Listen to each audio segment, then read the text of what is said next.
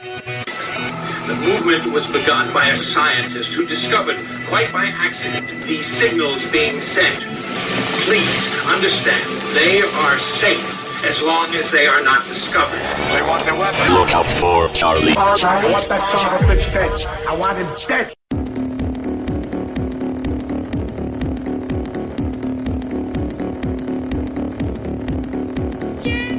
We can do something about it. We'll attack our city. Still operative. They are going to get it. We'll attack our city. The odds are stacked. The odds are stacked.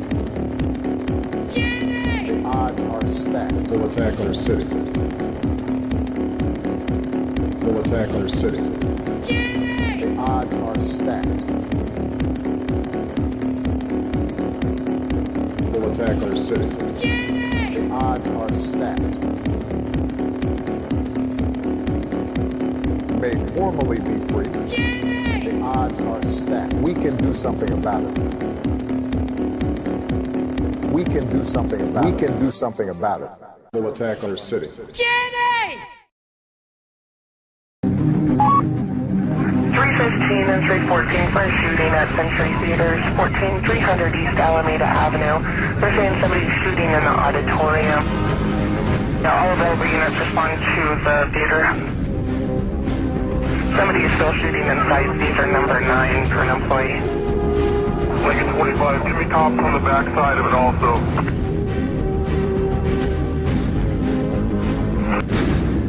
Copy, outstanding. Shooter possibly wearing a white and blue plaid shirt. On July 20th, 2012, in Aurora, Colorado, just miles away from where the Columbine shootings took place in 1999, 70 people were shot or wounded in the deadliest mass shooting in U.S. history. Many people began to notice discrepancies on the information being released by the media, and just as many tragic instances in the past, details and facts were simply not adding up, and several questions remained unanswered and seemingly ignored by those reporting on the act of violence. Let us begin our journey into the rabbit hole.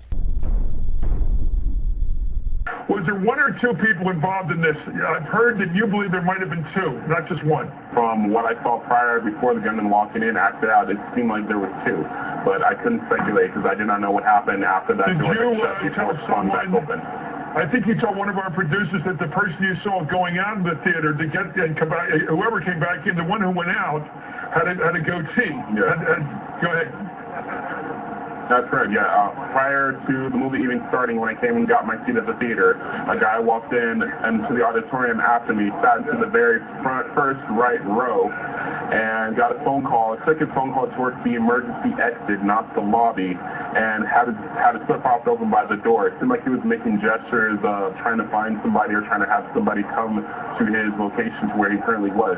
After that, I had already stepped out of the auditorium to bring my friend in, and when we came back, the movie was just starting, lights were dimming, and that door was being closed. And you testified to all this in court? Yeah. We should consider the evidence that can prove the fact that there was more than one person involved in the Aurora shooting. Just as when a convenience store or grocery store gets robbed, and we are shown the video surveillance of the crime, we can be sure that there were several video cameras at the Century 16 theater as well. This video evidence should display the suspect or suspects entering the theater as well as the crimes committed. There are always several cameras inside and outside at a movie theater. However, this evidence has not yet been discussed. When asked about this evidence and how James or the suspects entered the theater, authorities have simply ignored the question or stated that they do not have that information. Here's the proof. With that, I will take a modest number of questions. We are not speculating on motive. Chief, can you walk us through the timeline of this? Okay, let's do one at a time. How did he get inside the theater? That is under investigation. I will tell you that his car was parked right outside the back door. That's not something we would discuss in this setting. One more question. Yes, sir. We had a witness tell us that he saw a suspicious person in the front aisle that was lingering near the exit where the shooter came in. And I'm wondering if you looked into that, because you said you could be acted alone. So is that something you don't think played a part in allowing him to get in? We have information as to what occurred in the theater based on the roughly 200 interviews that we have made. Are there cameras in those evaluation of the shooter? That door, you couldn't access that door from the outside. It has to be open from the inside. We're not prepared to discuss any theories about how he got in there with the weapons, but we will tell you that his car was parked right outside the back door. Are there cameras in those theaters? The reactions of the FBI agent standing behind Aurora Police Chief Dan Oates is also worth taking another look at. It is quite obvious that they're avoiding the most important questions being asked. And that's the kind of evidence for a prosecution, not for discussion at this time. Are there cameras in those evaluation of the shooter? That door, you couldn't access that door from the outside. It has to be open from the inside. We're not prepared to discuss any theories about how he got in there with the weapons, but we will tell you that his car was parked right outside the back door. Are there cameras in those theaters?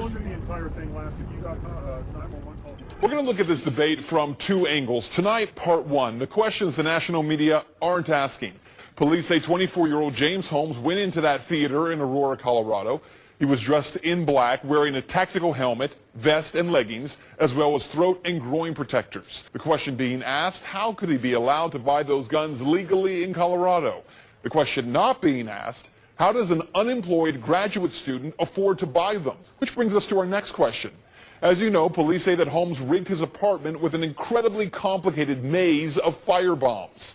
But on the day he was arrested, he immediately told police about the bombs. Why? So our second question, where did this graduate student in neuroscience learn how to make a series of bombs so complicated that the FBI took 2 days to figure out how to disarm them? One official said the intricacy of these bombs is something rarely seen outside of war zones. He had a tripwire set behind the door to kill anyone who opened it. And yet, after setting this intricate death trap, decides to warn police about it before someone's killed? Doesn't make a whole lot of sense. Neither does what police are saying about this being a lone wolf attack. All the evidence we have, every single indicator is that this is all Mr. Holmes's activity and that he wasn't particularly aided by anyone else. But is that true? Eyewitness reports from the scene indicate that Holmes got a phone call from someone inside the theater, and also that tear gas was thrown from more than one location. He got a phone call, and most people, when they get phone calls in theaters, they go straight out into the lobby to answer it. And this person went directly to the emergency exit. He had his foot propped open by the door, and from the crack, it looked like he was signaling somebody or looking for somebody to come his way. As I was sitting down to get my seat, I noticed that a person came up to the front row, to the front right, sat down, and as credits were going, I know it seemed like he got a phone call. So he went out towards the emergency exit doorway, which I thought was unusual to take a phone call. So what you need to know is that there are so many questions about what really happened in Colorado. Questions we don't have answers to, when we may never have answers to. What is unfortunate is that instead of really digging into why this apartment would be rigged to kill, but then Holmes would then warn police and then lawyer up and not say anything else, where he got the funding and the firearms training, and these eyewitness reports that there was more than one person, instead of asking those questions, national media want to focus all their attention on why guns were legal in the first place. National media seems too busy playing the political game, not busy enough looking into what really happened. One shooter theory loses even more credibility when a second gas mask is discovered. In an era of Facebook and Twitter, there's virtually nothing posted by or about James Holmes online. He is largely a man of mystery, but it's also very clear over the last few months, as his life was in crisis, he began to make plans for his attack. He moved to Colorado last fall and came across as a quiet and easygoing college student. Last night, neighbors at his Aurora apartment building heard loud techno music blaring around midnight from his room, with the recorded sounds of gunshots. It was over the last few months that Holmes, who was Phi Beta Kappa in college, saw his academic and career dreams collapse as he began to withdraw from a PhD program in neuroscience at the University of Colorado. This was Holmes just 6 years ago, called Jimmy, a clean-cut, 5'11" high school senior in San Diego. The picture we've gotten of Holmes so far has been pretty slim. His former classmates telling CNN this guy was hardly the loner everybody's describing now in Colorado, but they do admit he was one of the smartest kids in the class. He excelled in academics. He was top of the class. And even back then, he was ahead of every student academically, and his intelligence, you could tell it was ahead of every student. The picture I see emerging, he may have been relatively normal, pretty normal, at least until he arrived in Colorado. Is that what you're learning? At least until he arrived in Colorado. Is that what you're learning? It seems to be, and it seems to be centered around this elite neuroscience program he was involved with, which is why it's been frustrating for me and for many reporters to get such little information out of the University of Colorado's medical school. What we've been trying to do, though, is just try to get a composite picture of James Holmes and try to pinpoint exactly where it was that, it's not a scientific term, but where he may have snapped. There is a teenage neighbor who's known him his entire life, and he thinks that James Holmes was set up. I'm pissed. That's it. I'm at. I don't feel like he did it. I felt like it was a scam or something, but this is just a feeling in my guts. But I felt like he had something, like he was being picked on or something. Diane, good evening to you from the crime scene that is James Holmes' former apartment. Tonight we're getting a much fuller picture of this young man and his astonishing metamorphosis. That video of James Holmes at a summer science camp 6 years ago betrays no hint of the mayhem to come. In personal life, he enjoys playing soccer and strategy games, and his dream is to own a Slurpee machine. You see a promising scientific mind and glimpses of humor. So I also incorporated it into a game. What better game than rock, paper, scissors? And it is this James Holmes, so far from the flame-haired, dead-eyed alleged mass murderer, that people we spoke to today remember. He's a top student. Everything that he did, he excelled in academically. His high school friends say similar things. I remember him as a very smart, humorous individual. In the fall of 2006, Holmes enrolled at the University of California, Riverside, majoring in neuroscience, graduating with honors. In the fall of 2011, he enrolled at the University of Colorado, Denver for a PhD. And it was here, for reasons that remain unknown, that the trouble appears to have begun. Holmes sent an email to campus officials saying he was dropping out. No explanation. It's very unusual for a student to withdraw from a program. On July 19th, he bought a ticket to the midnight showing of Batman, and the next day, the rampage. Holmes is an extremely intelligent person who had a lot of potential awaiting in his future. Both of his parents held prestigious jobs, but it seems odd that a student with such a bright future would just suddenly snap in the time span of just 4 months. It's hard to believe, but it's been 10 years since the Jimmy and the Magicians incident. 10 years. Back then, when it happened, people had all kinds of theories, but most people were not savvy to RF weapons, the weapons that are slowly coming out today, and they had a lot of old-fashioned 20th century theories. And most of those had to do with drugs, scopolamine. People were still talking about microchips and RFID implants, stuff like that. Even David Crowley, who ended up dead, he put out the movie Gray State, and he was not schooled in RF weapons. He was still talking about RFID chips and implants and stuff. Really weird time, because everybody was like catching on, but they were still stuck in the 20th century. And then you had guys like Michael Cravey, who went by Thomas Brinkley on the internet, who actually ended up dead as well. There was a lot of crazy stuff going on during that period. I want to talk about the actual facts around the case and what I have now. I have spent years going through the only good audio that matters, and that is his police interviews, looking for the signal, and then finally finding it. I found some years ago, but it's kind of hard to hear, where this is quite a bit different than what I found before. And it lines up with everything that was going on, and we're going to get into that. James Holmes was being hit with voice of God weapons, period. He was hearing the voice of Obama and other voices. He believed that Obama was communicating to him through the TV, through winks and nods, after this started happening to him. And when it starts to happen, people begin to believe that other people, agents or whatever you want to call them, are entering their house, coming in, coming out. And there's a reason why James Holmes did everything that he did. And I'm going to explain that to you piece by piece by piece. Mark Howitt did that documentary that you saw a couple minutes ago. And I really believe that if Mark Howitt had been savvy to what I'm talking about, he would totally and wholeheartedly agree with what I'm saying. And hopefully he does see this. The evidence that I'm going to show you that I found is mind-blowing.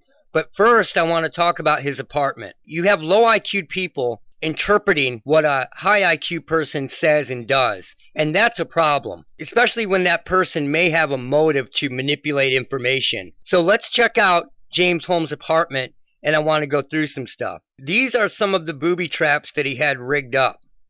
It looks pretty crazy. But the most important part of all this evidence is overlooked. You have to look here, right in front of the door coming into the apartment. He has baking soda thrown out everywhere so that anybody coming in would have to step over it. It's even been covered up by the cops, but there's some over here too. So you can't escape it. You would have to step on it at some point. And that was so he could see if somebody was coming in and out of his apartment or if they weren't, because it would leave a track. It's an assured way of finding out whether someone entered your apartment or whether they didn't. And the booby traps, even the news reporter said, why would he do this and then tell the cops the place is booby trapped, don't go in there? Because he never intended for those people to get killed. He was doing this because he thought people were coming in and out of his apartment and he was in fear for his life. This is what happens to people undergoing things like this in this program. Now, in this photo, this is his apartment door. That tape was put on by the police. That is put on by the city or the police.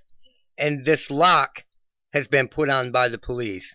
But this homemade, no trespassing, do not enter sign looks to me like it was put on by James Holmes himself.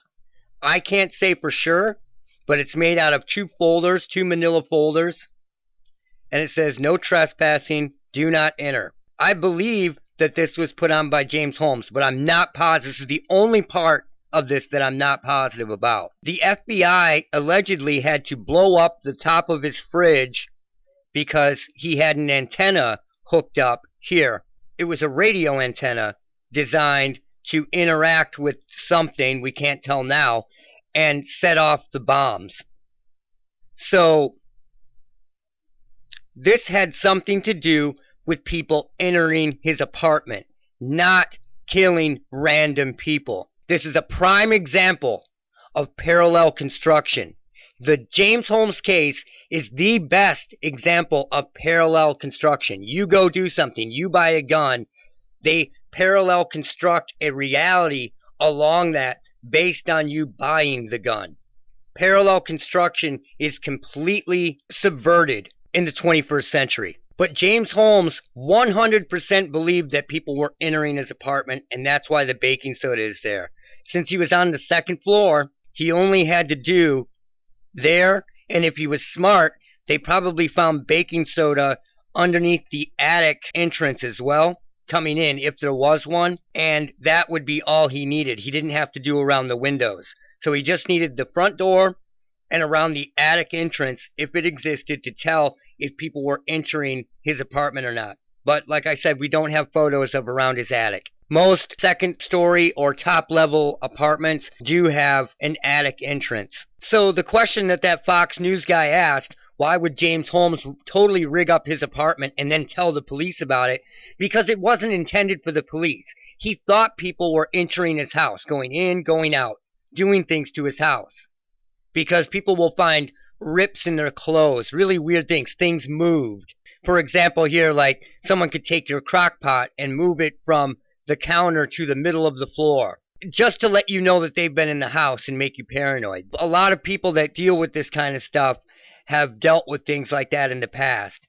And that is exactly why Holmes' house was set up like this. Now I want to talk about some more of those media questions. They asked, way back then, how was it possible that James Holmes did this alone if tear gas was thrown from two different directions? And the answer is he didn't. It's impossible. Because Holmes was tricked to go there. When they found him, he was in a daze in his car. When people are undergoing voice of God weapons, they are kept awake for weeks on end, and he was in a daze because of this. Not to mention, people begin to feel really strange and really out of it from these weapons as well in the very beginning, mainly because RF, radio frequency, are the drugs of the future. They didn't need scopolamine and all the things that people mentioned. Radio frequency is the drug of the future. You can look it up. They're doing research on it right now. You can hook yourself up to these radio frequency apparatuses and be high as hell because it messes with your dopamines, with your hormones, with all this stuff, puts you in a trance, and then unhook it, and you're fine within 5 minutes, 10 minutes, with no hangover, with no anything else. And if you're continuously hit by them, they can keep you in a state like this for a long time. So then there's the phone call. All these people saw someone receive a phone call and go to the back door and open it up. That was when these people came in. They only found James Holmes there with his weapons and then found a second gas mask way away from James Holmes. Why would he bring a second gas mask there? He wouldn't. They found him in a gas mask in his car because they convinced him that he felt sick in his car and everywhere else because there was gas or poison in his house and in his car. Do you understand what I'm saying? So he would wear that gas mask probably in his apartment as well, and then in his car during this period. Probably only the last couple weeks or the last week they convinced him to do this before he had time to figure out that it was bullshit. He would eventually have figured out that this was all bullshit if he had not taken himself to the place where he went, the theater, and became the patsy, parked at the back door. They convinced him to meet somebody there. I'm telling you, here is a piece of evidence that nobody talks about. Nobody. You can go through all these media clips and they say it over and over and over. On July 19th, he bought a ticket to the midnight showing of Batman, and the next day, the rampage. Why would somebody do that? He came through the back door. Why would somebody buy a ticket to the Batman midnight event if you didn't even plan on going to the movie? This makes no sense.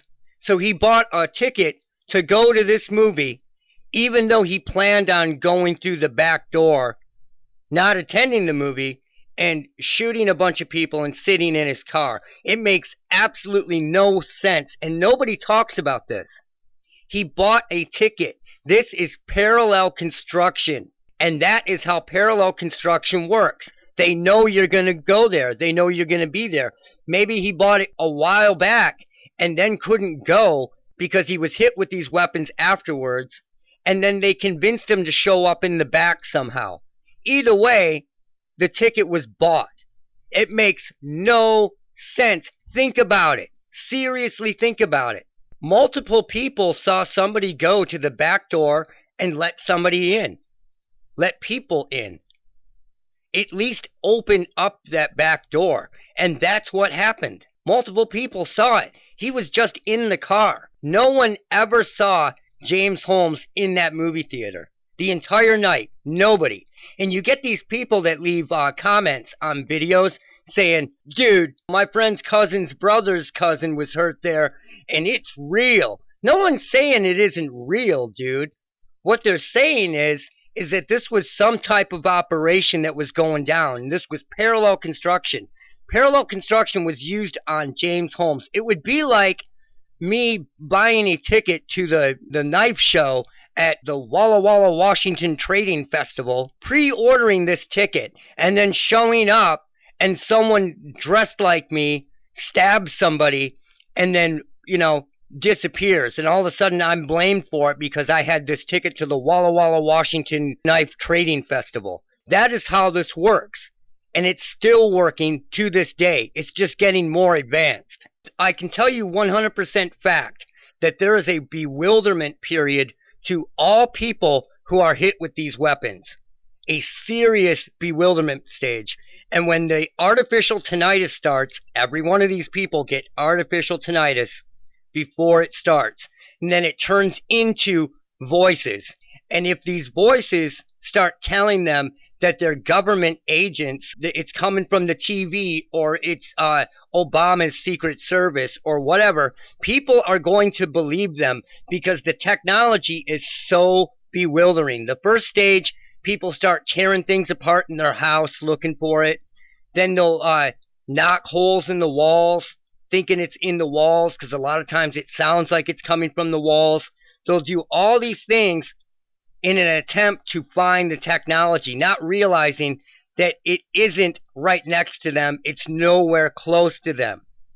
And within that bewilderment stage, the first month or two, people can be convinced to do all kinds of crazy and insane things.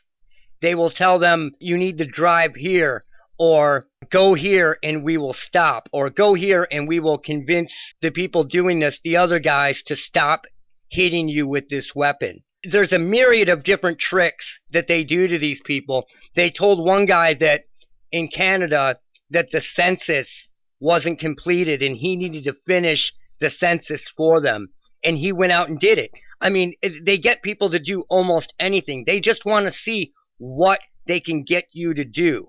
And that's the motive of all of this, is getting people to do things against their better judgment. And they admit this. And you might think, where have you heard that? How could that possibly be? Well, they've been working on that since MK Ultra way back. They admitted this in the late 80s, early 90s before it went totally dark. They experimented on unwitting victims.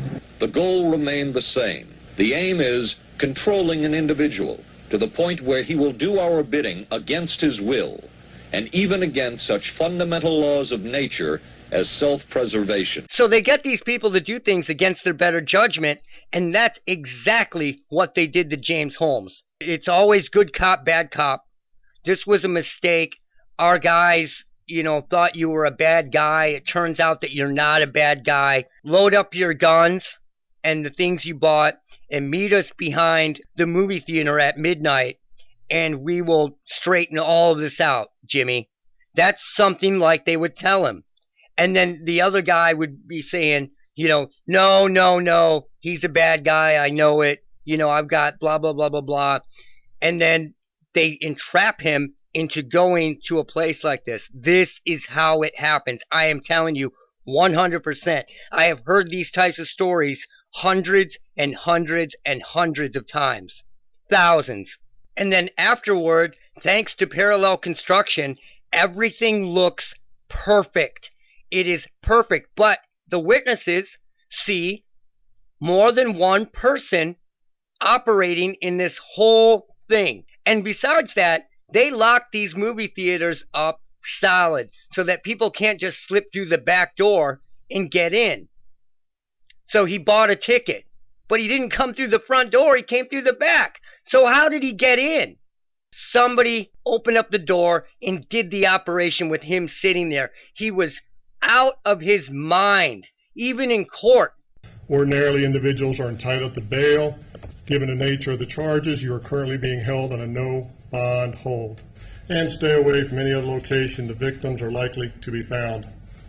You shall refrain from contacting, directly or indirectly. To really understand how this works, you have to put yourself in the person's shoes. You're normal, you're going to college, you're having normal everyday experiences, and then suddenly strange things start to happen.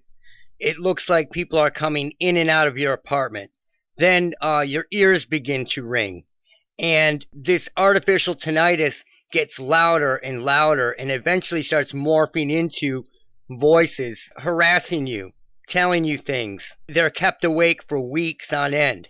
And anybody in that situation, under that bewilderment stage, will just about believe anything because the technology is so mind-blowing, even though it's been around for decades. And on top of that, they just want it to stop because they want their life to go back to normal.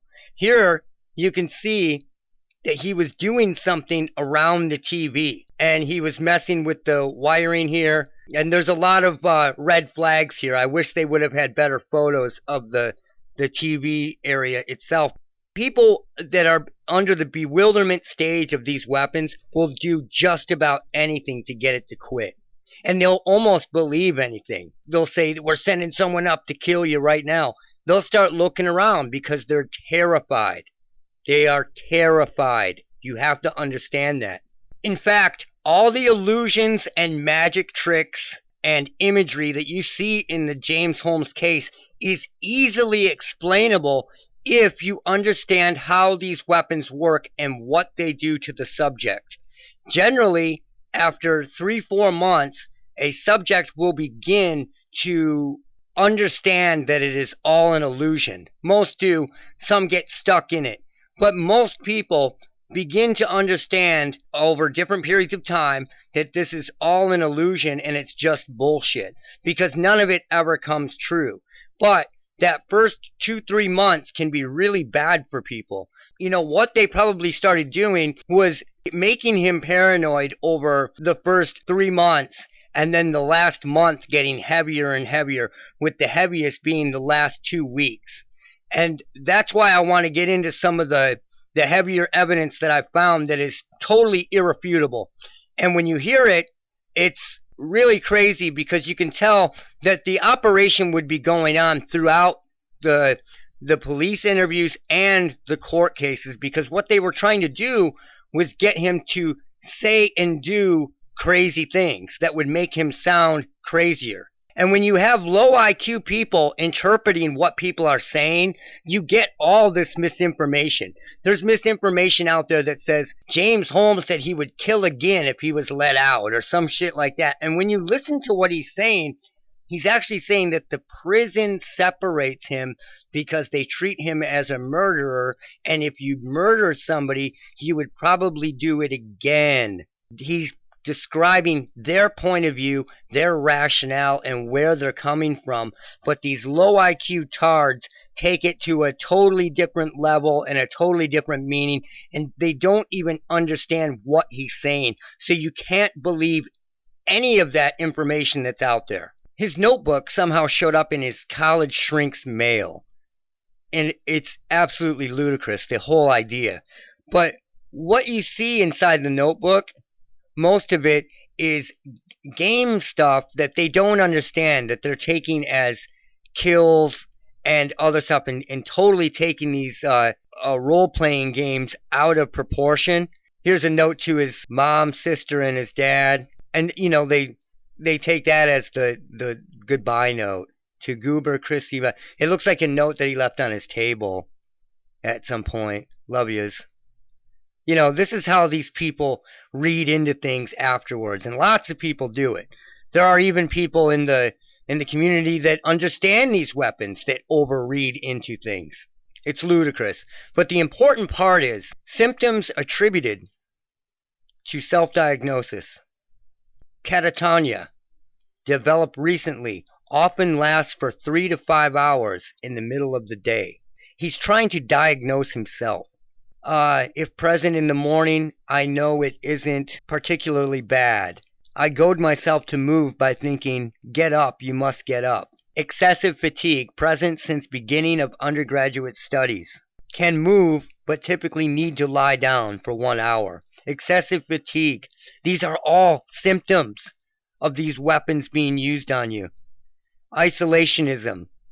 Removing myself from social settings. Brief periods of involuntary actions. This is him explaining his symptoms. Tiredness most of the time. Quick, fleeting movement and peripheral vision. Kind of like a light flicker. These are symptoms. What did the astronauts say when they were up in space and they were exposed to radiation and RF fields? They would see lights and fireworks. I have documented this and talked about it for years. Quick, fleeting movements and peripheral vision. This is what he was undergoing. Proclivity to scan environment with no target or object in mind.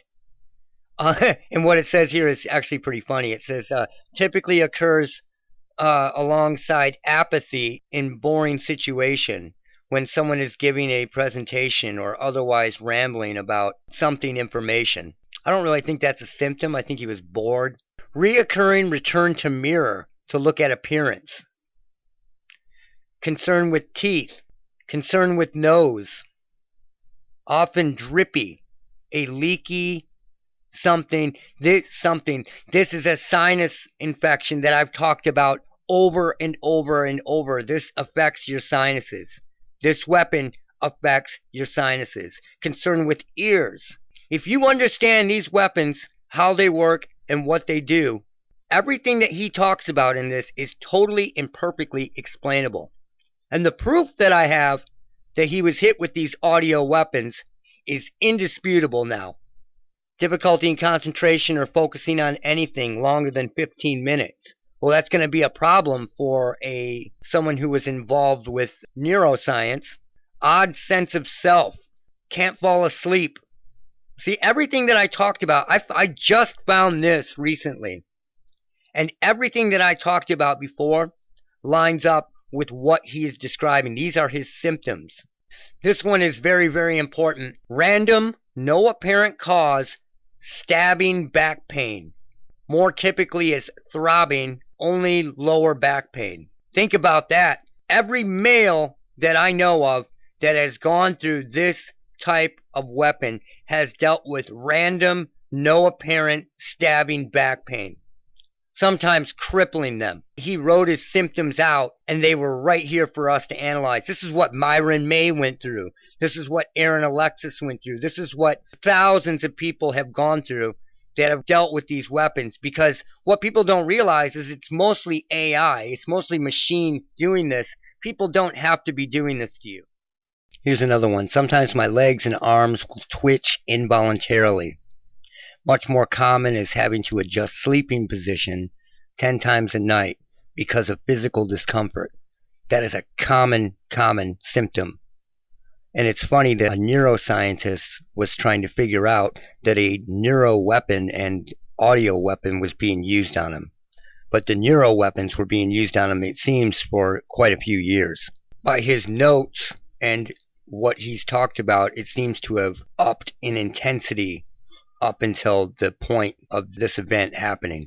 Many of these people will be hypervigilant or seem very distracted in key moments because these voices will sound to them as if they have inside information on what is going on, telling them about the person talking to them or whatever else is happening. The subject will begin to pay more attention to the artificial voice rather than the people actually talking to them in person. And you'll see this a lot. Or you'll see them examining seemingly ordinary things or checking something out because they're being told that there's a device or something in it, and they will begin to look for it. So it can make a otherwise sane person seem totally insane. Or totally insane through this technology, or by believing that their mind is broken or messed up, which they successfully did with James Holmes. What I started with was James Holmes' police interrogation, because this audio would still be going on, trying to get him to act out. They're still in the middle of it, and they're going to mess with him throughout the whole thing. And what I'm doing is I'm looking in the very, very high frequency ranges and in the ELF frequency ranges for voices that shouldn't be there. And as you can see in this, these are just men. They are males who are interviewing James Holmes. If I find anything in the ELF range or in the ultrasonic range that shouldn't be there, or even the high frequency range from 8K to 13K, it is evidence that something else is going on. I have been working on this audio on and off, going back, starting over, redoing it, looking in different frequency ranges for years. And I have found stuff before, but nothing like what I have now. It is completely different. The game has changed. What's crazy is a lot of people out there expect these voices to be like phone calls and, as clear as phone calls, and they're just not. They're pulsed communications. When you pick them up, they're warped. The inflection is sometimes weird, and they're designed to bounce off the sinuses and bounce off the ears of the person that are hearing them. They're worked off heterogyning as well. So it's not going to sound like what people expect it to sound like. But these are about the clearest that you're going to hear. And they are awesome. There are many, many clips, but I'm only going to play you the best ones, and then maybe I'll do an episode where I just play like all of them, and people can hear everything that I pulled out. There are females, males, the whole bit, even a voice that sounds like Obama. So I'm going to start off with this first one, and I shouldn't even need to speak over it and guide you through it because they're very clear. This voice is sort of warped, and it says, "I'm from the government." I'm going to loop it. I'm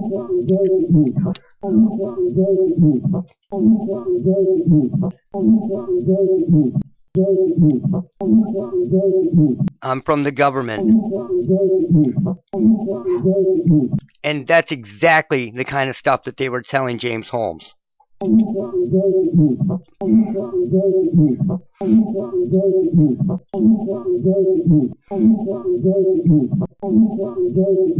Here's where a computerized voice is messing with him. It's a female sounding voice, and it says, "How dastardly." And then another female voice says, "You're like your father." So I'm going to play this "How dastardly" first.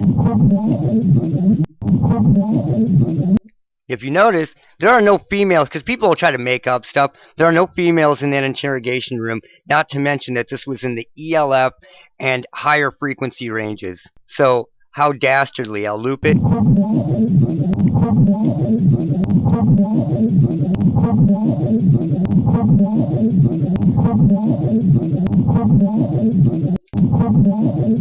And then the other voice right after it says, "You're like your father."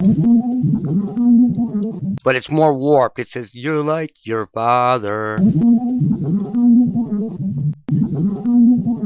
There's your father. You're like your father. You're like your father. These voices shouldn't be here. They're here on every one of these cases that I do where someone is targeted with these weapons. Here's a slower version of that. "How dastardly."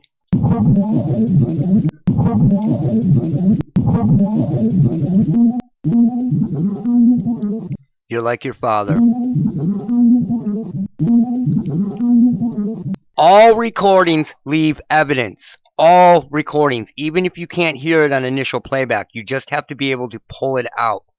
In this clip, a voice says quickly and robotically, "He didn't do this. He didn't do this." And then another voice answers back really quickly and goes, "Yeah, right."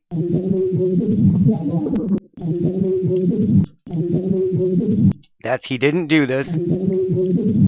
He didn't do this." And then a voice answers, "Yeah, right."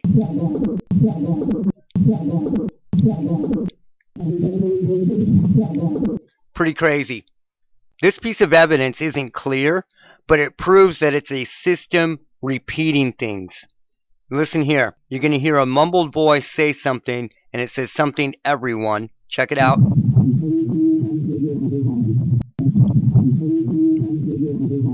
And a couple seconds later, the exact phrase and the exact inflection is repeated. Check it out.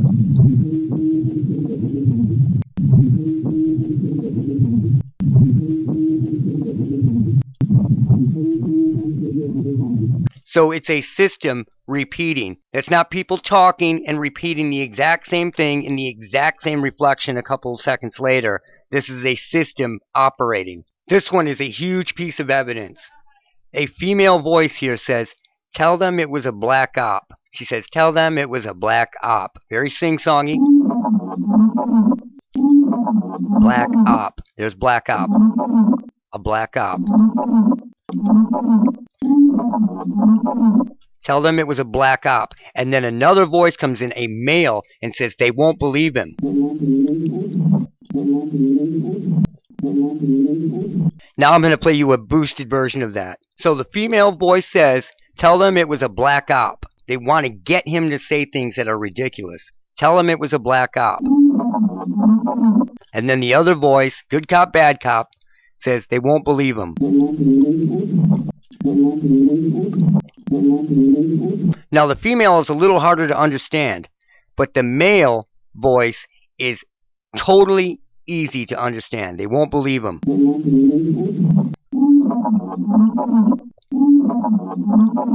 Tell them it was a black op.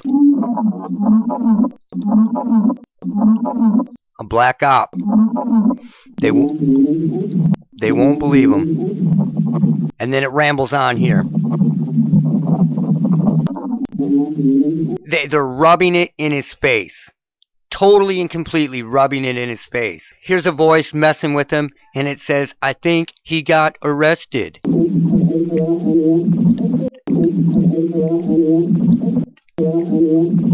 That's got arrested.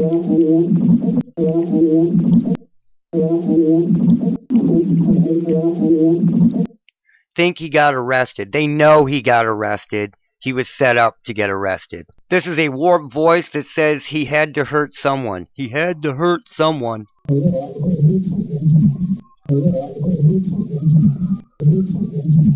That's hurt someone.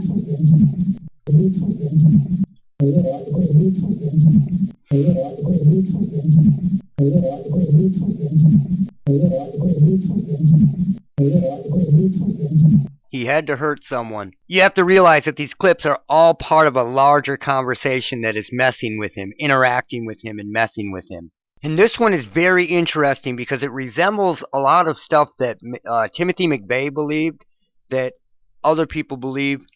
And it says here, we'll switch him with another guy. We'll switch him with another guy.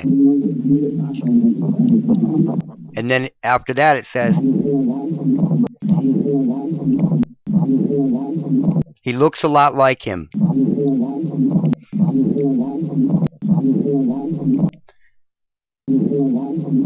I'll just play looks a lot like him.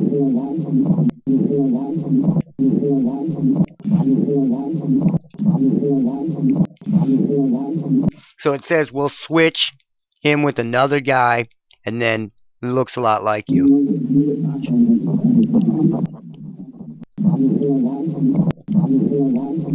So this is how they get people under delusions. Think about this. If you're a law enforcement officer or somebody involved in law enforcement, and you've dealt with somebody that has believed this kind of stuff before, is this stuff just floating through the air for no reason? You can't explain it, and it should alarm you that even your police stations are being surveilled. Here's a very weird voice here. Check this out.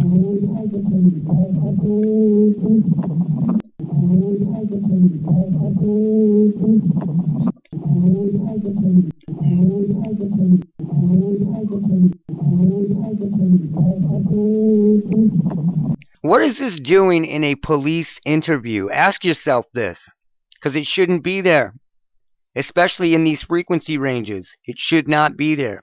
These aren't average, regular conversations. Here's where a female voice says to James, no one's coming. I'll loop it.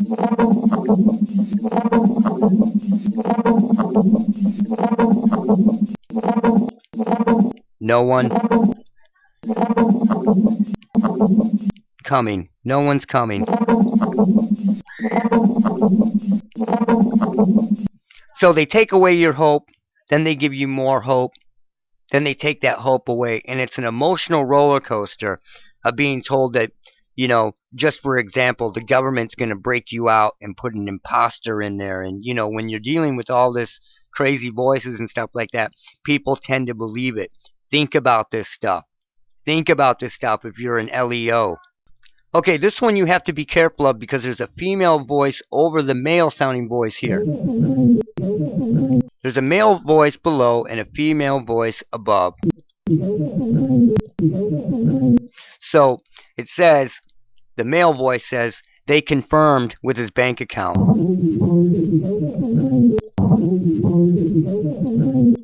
They confirmed with his bank account.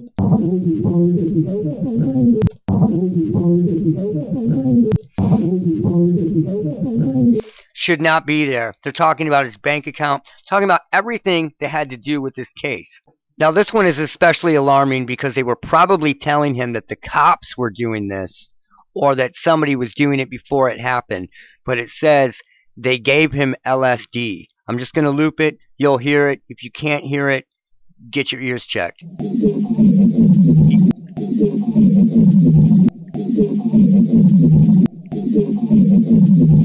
They gave him LSD.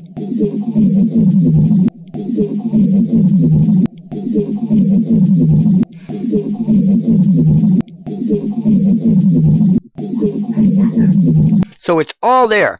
Everything that has been talked about is here in this evidence. Now here's another clip where the exact tone and the exact inflection says, again, I am from the government. Check it out.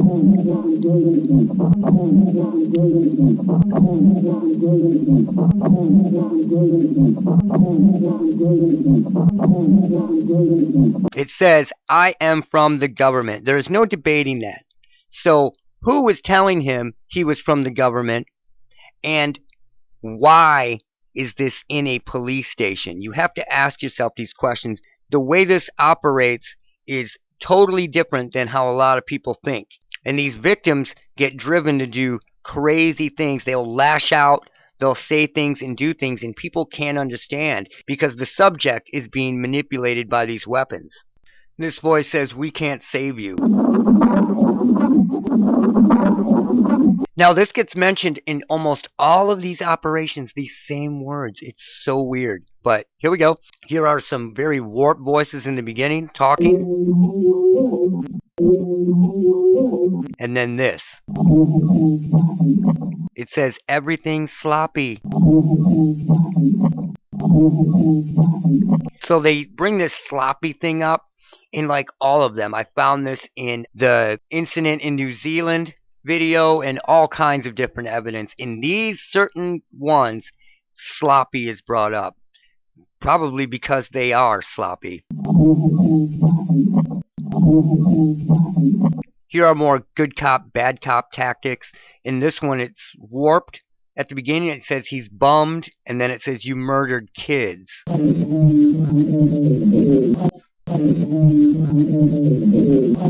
I'm going to play you murdered kids.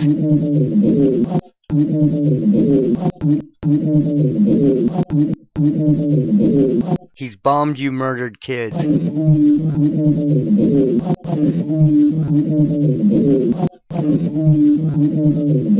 Now, are they talking about Obama? Because Obama is supposed to be in the mix with them. He's bummed out that you murdered kids in this operation. You know, they really mess with these people's minds. You have to understand that. Listen to them with speakers or good headphones, and it's irrefutable, and they should not be there. Period. There's no excusing it. There's no making up BS. They shouldn't be there. Here's a voice actually commenting on what he's doing.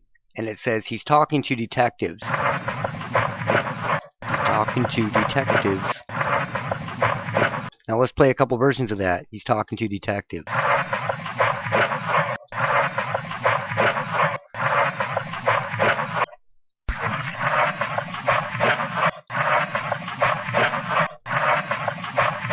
Now, everybody in that station knows that he's talking to detectives. So why would anybody say he's talking to detectives in the ELF or the ultrasonic range? They wouldn't. Now, this is a headphone one that you really need headphones for. It sounds like a female computerized voice says, when are you going to believe in conspiracies?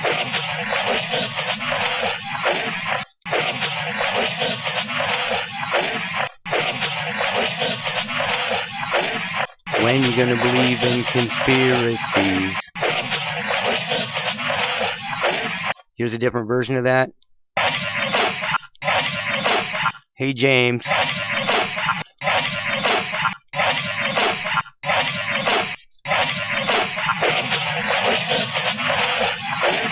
When you gonna believe in conspiracies?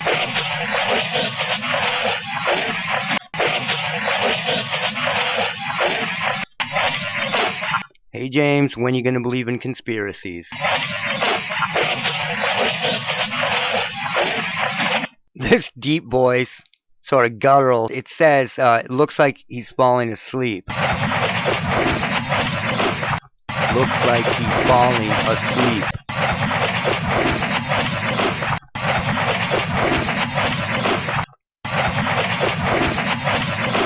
This voice says they believe he did it.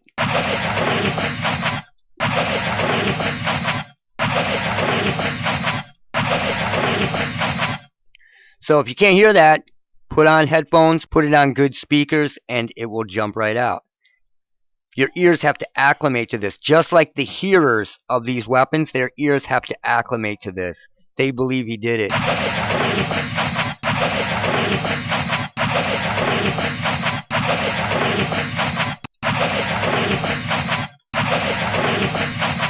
They believe he did it.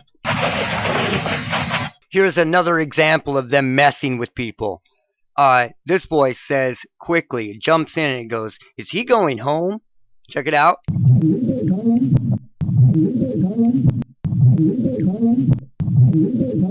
And then another voice comes in. A deep voice, it says, almost ghostly, it says, "He's staying there." And then another voice comes in and says, "Indefinitely." So it says, "Is he going home?" The other voice says, "He's staying there." And then the other voice says, "Indefinitely."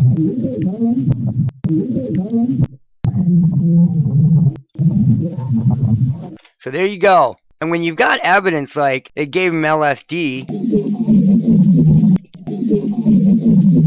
or tell him it was a black op and they won't believe him,